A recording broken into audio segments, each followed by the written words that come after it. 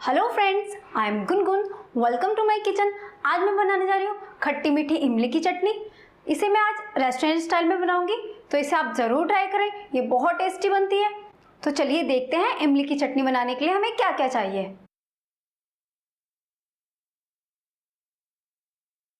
इमली की चटनी बनाने के लिए हमें चाहिए 150 ग्राम इमली का पेस्ट, 100 ग्राम गुड़, 100 ग्राम चीनी, 2 कप पानी, सौंफ 1 चम्मच, 1 चम्मच अजवाइन, सौंठ का पाउडर आधा छोटा चम्मच, भुना हुआ जीरा पाउडर आधा छोटा चम्मच, आमचूर पाउडर 1 चम्मच, लाल मिर्च पाउडर 1 चम्मच, काला नमक आधा छोटा चम्मच, नमक स्वाद अनुसार, हींग 2 पिंच, 1 चम्मच तेल।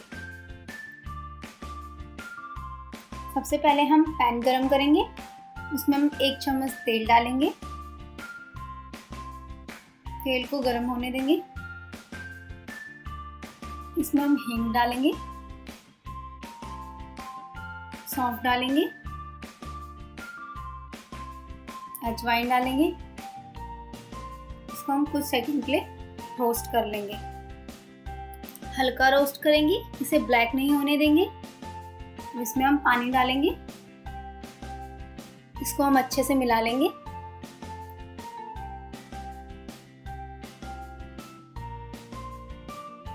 अब इसमें हम गुड़ डालेंगे, गुड़ को भी मिला लेंगे।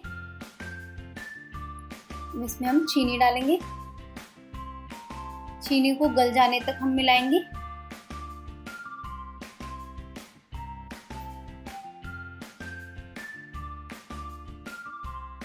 अब इसमें हम इमली का पेस्ट डालेंगे। अब इसको हम अच्छे से मिला लेंगे।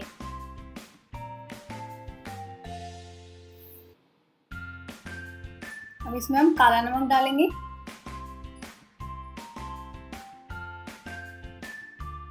सौंठ का पाउडर डालेंगे,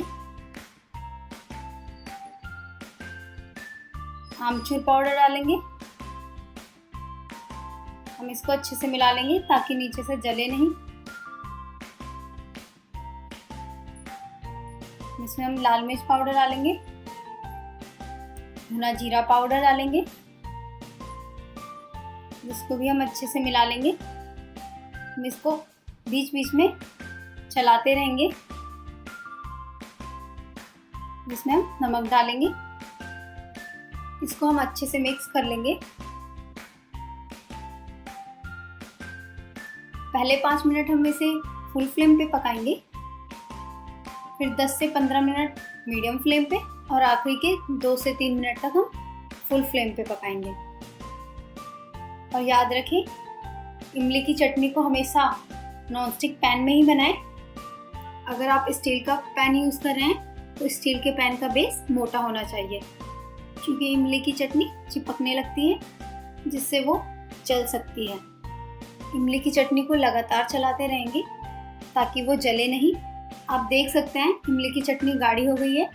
इमली की चटनी पूरी तरह पक गई है कि नहीं, ये चेक करने का एक तरीका बताती हूँ।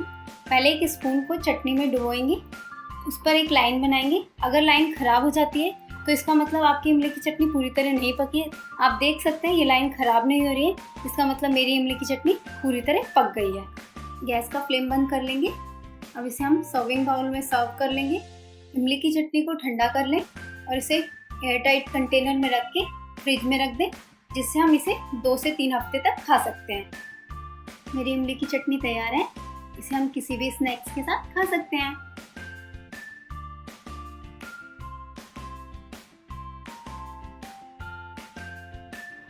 अगर आपको मेरी ये रेसिपी पसंद आती है तो मेरे वीडियो को लाइक, कमेंट और मेरे चैनल को सब्सक्राइब करना ना भूलें।